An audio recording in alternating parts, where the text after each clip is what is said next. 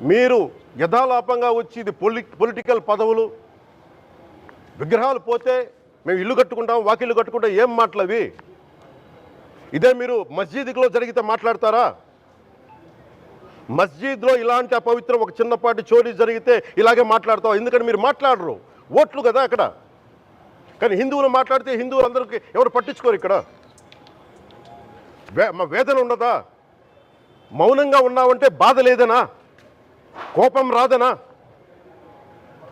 ఈ రోజుకి కూర్చొని చూడండి ఏం మాట్లాడుతున్నారో వాళ్ళు. ఆయన వాళ్ళ లాయర్ అంట, ఆయన ఎవరు ఏజీపీ అంట, పొన్నవోలు సుధాకర్ రెడ్డి గారు తిరుమల లడ్డుపై ఢిల్లీలో చేసిన కామెంట్ నా దృష్టికి తీసుకొచ్చారు. ఇలాంటి సెన్సిటివ్ సమయాల్లో ఎయిదర్ మౌనం మంచిది, మౌనం దాటి పొగరుగా మాట్లాడటం, నన్ను పచ్చి బూతులు తిట్టినా, నన్ను వక్రీకరించినా, నన్ను రోడ్డు మీదకి లాగిన నేను ఎప్పుడు మౌనంగానే ఉన్నా. కానీ వైసీపీని నాయకులు విమర్శించే నాయకులు ప్రత్యేకంగా చెప్తున్నాం, సనాతన ధర్మాన్ని జోలికి రాకండి. తప్పు జరిగితే తప్పు జరిగిందని ఒప్పుకోండి, లేదా మాకు సంబంధం లేదని చెప్పండి. అంతేగాని మళ్ళీ అడ్డగోలుగా మాట్లాడితే ఎవ్వరం క్షమించం. ఇక్కడ మీరు కూడా హిందువులే, పొన్నవోలు సుధాకర్ రెడ్డి గారు మీరు హిందువులే. నోటికొచ్చినట్టు మాట్లాడకండి. తమాషాలుగా ఉందా మీకు? సరదాలుగా ఉన్నాయా? మొన్న ప్రకాష్ రాజ్ గారు మాట్లాడారు నా మీద. అరే నేను మాట్లాడుతుంది ఒక హిందువులు అపవిత్రం గురించి మాట్లాడుతున్నాను. ఇందులో ప్రకాష్ రాజ్ గారికి సంబంధం ఏంటి? ఇందులో నేను ఇంకొక మతాన్ని నిందించానా? ఇస్లాంని నిందించానా? క్రిస్టియానిటీని నిందించానా?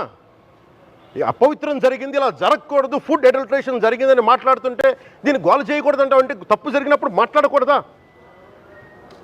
ఒక అపవిత్రం జరిగితే మాట్లాడకూడదా? దేవతా విగ్రహాలను శిరచ్ఛేదం చేస్తే మాట్లాడకూడదా? ఏం పిచ్చి పట్టింది ఒక్కొక్కళ్ళకి? ఎవరి కోసం మాట్లాడుతున్నారు మీరు? ప్రకాష్ రాజ్ కూడా చెప్తా ఉన్నాను, నాకు మీరంటే గౌరవం, I have extreme respect for you. కానీ when it comes to secularism, Prakash Raj గారు, it is a two-way, not one-way. I have extreme respect for you. You know that. Mere secularism is always two-way, it is not one-way. హిందువుల మీద దాడి జరిగినప్పుడల్లా వచ్చి మాట్లాడడం తప్ప, అన్య మతాల మీద జరిగితే నేను కూర్చొని ఇంతమంది కౌలు రైతులకు ఇచ్చాను, ఎంతమంది ముస్లిం ఇస్లాం రైతాంగానికి ఇచ్చాను నేను. ఇదే ఎన్ని మద్రాసాలకి డబ్బులు ఇచ్చాను నేను, 25 లక్షలు 30 లక్షలు ఇచ్చాను, ఇచ్చినవాడిని నేను. నాకు అన్యమతం ఇస్లాం మీద గౌరవం ఉన్నవాడిని, క్రిస్టియానిటీ మీద గౌరవం ఉన్నవాడిని, చిన్నప్పటి నుంచి కూర్చొని మిషనరీ స్కూల్లో చదువుకున్నవాడిని. నా టీచర్ చెప్పిన సూక్తి, తను తగ్గించుకున్నవాడు హెచ్చింపబడినని చెప్పి బైబుల్ సూక్తిని ప్రతిసారి కోట్ చేస్తూనే ఉంటాను.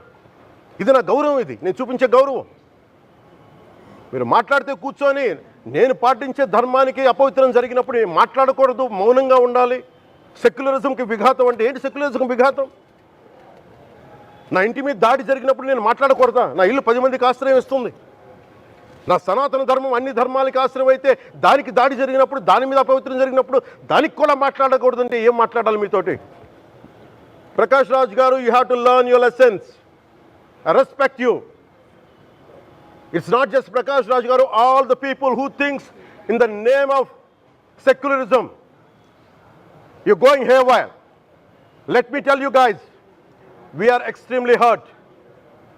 Don't make a mockery out of our sentiments. We are deeply, deeply hurt. It's not fun for you, maybe it might be fun for you. It is not fun for us. It's a deep anguish, deep pain. Don't you ever forget. Before you come and think 100 times and talk about Sanatana Dharma. Enough of this. చాలు. ఇష్టానికి మాట్లాడుతూ ఉన్నారు సనాతన ధర్మం మీద. అయ్యప్ప స్వామి మీద మాట్లాడతారు, సరస్వతి దేవి మీద మాట్లాడతారు, అల్లా మీద మీరు మాట్లాడగలరా? మహమ్మద్ ప్రవక్త మీద మీరు మాట్లాడగలరా? జీసస్ మీద మీరు మాట్లాడగలరా?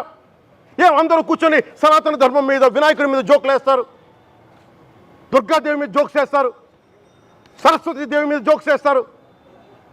మా మనోభావాలు గాయపడవా? మాకు బాధ ఉండదా?